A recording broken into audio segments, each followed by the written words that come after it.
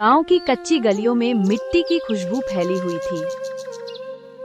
वहीं एक छोटा सा घर था जिसकी छत टपकती थी और दीवारें समय की मार झेल रही थीं। उस घर में रहती थी सावित्री, एक गरीब माँ जिसने अपनी सारी जवानी मजदूरी और संघर्ष में गुजार दी।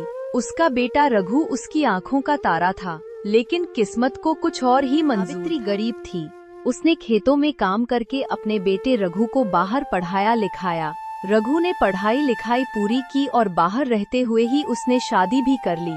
आज पहली बार रघु की पत्नी सुशीला गांव आती है। शादी के बाद पहली सुबह घर में चूल्हे का धुआं उठ रहा था।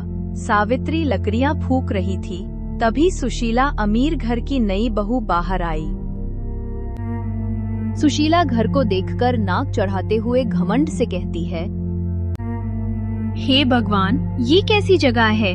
माँ जी, यहाँ तो दम घुटता है। शहर में मैं एसी में रहती थी, यहाँ तो धुएं से आंखें जल रही हैं। आपने बेटे की शादी की पर मुझे कैद खाना दे दिया। सावित्री घर से बाहर आती है और धीरे स्वर में आंसू रोकते हुए कहती है, बहू, हम गरीब हैं और ये घर भी गरीबी की ही निशानी है। हमारी रसोई यही है। बरसों से इसी चूल्हे पर हमने गुजारा किया है। सुशीला ताने देते हुए हंसते हुए कहती है, गरीब तो आप हैं माँ जी, मैं नहीं। मेरी आदतें रईसी की हैं। आप चाहे तो कीचड़ में जी लें, पर मुझे इस गरीबी में मत घसीटिए। सावित्री चुप रह गई। वो जानती थी बहू अमीर घर की है, उसे क्या पता गरीबी की चुभन कैसी होती है। उसने अपने दिल के घावों को फिर से सी लिया। रघु अब शहर का काम छोड़कर गांव आ जाता है और अपनी माँ की मदद करने के लिए खेतीबाड़ी को संभालता है। शाम को रघु खेत से थका हारा आया। माँ ने उसका माथा सहलाया। सावित्री रघु से थकी लेकिन ममता से भरी आवाज में कहती है, बेटा, आज मजदूरी से चावल ले आई हूँ। कल बहू की पसंद का सब्जी भी ले आएंगे। भूखे रहकर भी अगर बहू खुश हो जाए तो मुझे सुकून मिलेगा। रघु परेशान होकर कहता है, माँ, तुम क्यों खुद को इतना कष्ट देती हो? जरा सोचो, बरसों से तुमने ही तो मुझे पाला है। अब आराम करने का वक्त है। रघु की ये बात सुनकर सावित्री मुस्कुराते हुए कहती है, आराम गरीब माँओं की किस्मत में कहाँ लिखा होता है बेटा। जब तक सांस चलेगी मेहनत करती रहूंगी। तभी सुशीला कमरे में आती है और गुस्से में कहती है, रघु, तुम कब तक माँ की गरीबी ढोगे? मैं रईस घर की बेटी हूँ। मेरे मायके में हर दिन अलग अलग खाना बनते थे, यहाँ तो बस चावल दाल। क्या यही जिंदगी है? रघु सुशीला को समझाते हुए कहता है, सुशीला, मैं कोशिश करता हूँ, लेकिन माँ की हालत देखो। उन्होंने मुझे अपनी जान खपाकर पाला है। तभी सुशीला गुस्से में कहती है, हाँ हाँ, सब माँ ही माँ। लगता है तुम्हें बीवी की कोई कीमत ही नहीं। मेरी चाहतों का क्या, मेरे सपनों का क्या? रघु की आंखें भर आईं। एक तरफ माँ की ममता थी, दूसरी तरफ पत्नी की नाराजगी। उसका दिल चीर चीर हो गया। रात को सावित्री संदूक खोलकर अपनी नई साड़ी निकालती है और बहू को देते हुए प्यार से कहती है, बेटी, ये मेरी ब्याह की साड़ी है। बरसों से इसे संभाल कर रखा है। सोचा था किसी खास मौके पर पहनूंगी, पर अब ये तेरे लिए है। पहन ले, शायद अच्छा लगे। सुशीला नाक सिकुड़ते हुए कहती है, माँ जी, ये फटी पुरानी साड़ी मैं पहनूं? मेरे मायके में तो रेशमी और डिजाइनर कपड़े आते थे। ये कपड़ा तो हमारी नौकरानी भी ना पहने। सावित्री के हाथ कांप गए। उसकी आंखें नम हो गईं। उसने धीरे से साड़ी वापस संदूक में रख दी। गरीब माँ का दिल 1000 टुकड़ों में बिखर गया, लेकिन उसने बहू को कुछ नहीं कहा। उसने अपने आंसू पल्लू में छुपा लिए। अगले दिन कुएं पर औरतें सुशीला की चर्चा कर रही थीं। सावित्री की बहू तो बड़ी अमीर घर की है, पर सुना है सास को ताने बहुत देती है। तभी दूसरी गांव वाली कहती है, बेचारी सावित्री, उसने अपने बेटे को पालने में कितनी मेहनत की। अब बुढ़ापे में चैन मिलना चाहिए था, पर यहाँ तो और दुख मिला। सावित्री उन औरतों के पास से ही गुजर रही थी। वो यह सारी बातें सुन लेती है। उसकी आंखों में आंसू भर आए, पर उसने सिर झुका लिया, जैसे उसने तकदीर से हार मान ली। समय बीतता गया।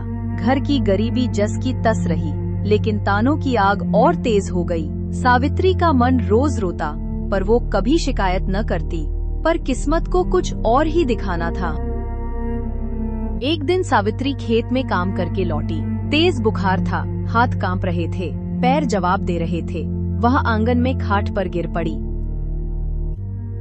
सावित्री कमजोर आवाज में बहू को पुकारते हुए कहती है, बेटी सुशीला, जरा पानी पिला दे, गला सूख रहा है। तभी सुशीला घर के बाहर आती है और गुस्से से आंखें घुमाकर कहती है, माँ जी, आपको तो हर वक्त बीमारी ही रहती है। मैं कोई दाई नहीं हूँ जो बार बार आपकी सेवा करूँ। मुझे भी आराम चाहिए। आप खुद ही उठा लीजिए गिलास। सावित्री ने दर्द से करवट बदली। उसका शरीर पसीने से भीग रहा था, लेकिन मुंह से आवाज ना निकली। जिस माँ ने बरसों भूखी रहकर बेटे का पेट भरा, आज वही माँ एक गिलास पानी के लिए तरस रही थी। शाम को रघु लौटा। उसने माँ को तपते हुए देखा, जल्दी से माथे पर हाथ रखा। रघु माँ की ये हालत देखकर घबराते हुए कहता है, माँ, ये तो तेज बुखार है। तुमने सुशीला से कहा नहीं? सावित्री धीरे से आंखें में आंसू लिए कहती है, बेटा, कहा था, पर बहू का मन नहीं हुआ। और बेटा, तू क्यों परेशान होता है? मेरा जीवन तो वैसे भी दुखों का सफर है। बस तू खुश रहना। रघु की आंखें भर आईं। उसने सुशीला की तरफ देखा। सुशीला, माँ बीमार है और तुमने ख्याल तक नहीं रखा। क्या यही तुम्हारा फर्ज है? मैंने सोचा था तुम घर में रोशनी लाओगी, पर तुमने तो अंधेरा फैला दिया। सुशीला ठंडी आवाज में ताने देते हुए कहती है, रघु, मैं तुम्हारी पत्नी हूँ, नौकरानी नहीं। अगर तुम्हें माँ इतनी प्यारी है तो उनके साथ ही जी लो। मुझे इस गरीब खाने में मत घसीटो। रघु का दिल टूट गया। माँ की ममता और पत्नी की कठोरता के बीच उसकी आत्मा चीख उठी। रात गहरी हो गई थी। बुखार से तपती सावित्री ने बेटे का हाथ पकड़ा और कमजोर लेकिन गहरी आवाज में बोली, बेटा सुन, बहू को दोष मत देना। वो अमीर घर में पली है। उसे भूख प्यास, बीमारी, संघर्ष का दर्द नहीं पता। मैंने तो सारी उम्र गरीबी में काटी है। मुझे आदत है। पर तू दोनों का फर्ज निभाना मत भूलना। पत्नी को सम्मान देना और माँ का आशीर्वाद लेना, बस यही मेरी अंतिम इच्छा है। रघु फूट फूट कर रोने लगा। माँ, आप मेरे लिए सब कुछ है। आपने अपने खून पसीने से मुझे बड़ा किया। मैं कसम खाता हूं, अब आपको कभी अकेला नहीं छोड़ूंगा। अगले दिन जब गांव वालों को पता चला कि सावित्री बीमार है, तो पूरा गांव उनके घर आ गया। कोई दवा लेकर आया, कोई खाना। सुशीला बहू, ये मत भूलो, तुम्हारी सास ने बरसों इस गांव के लिए मेहनत की है।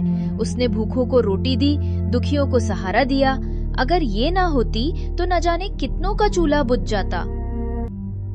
तभी दूसरी गांव वाली कहती है, सुशीला, असली दौलत पैसा नहीं, इंसानियत होती है। सावित्री गरीब है, लेकिन पूरे गांव की माँ है। औरत अगर माँ की कद्र ना करे तो घर कभी स्वर्ग नहीं बन सकता। सुशीला सब सुन रही थी। उसके दिल में पहली बार शर्म और ग्लानि का तूफान उठा। सुशीला सावित्री के पास आई आंसू उसकी आंखों से झरझर बह रहे थे। उसने सास के पैरों में गिरते हुए रोते रोते कहा, माँ जी, मुझे माफ कर दीजिए। मैंने आपको बहुत दुख दिए। मैंने आपके त्याग को नहीं समझा, आपकी गरीबी का मजाक उड़ाया। पर आज मैंने देखा कि लोग आपको माँ कहते हैं, आपका सम्मान करते हैं। मुझे एहसास हुआ कि असली अमीरी दिल में होती है, पैसों में नहीं। मैं आपसे वादा करती हूँ, अब से मैं आपकी बेटी बनकर रहूंगी, बहू नहीं। आप मुझे परख लीजिए, मैं आपकी सेवा में कोई कमी नहीं छोड़ूंगी।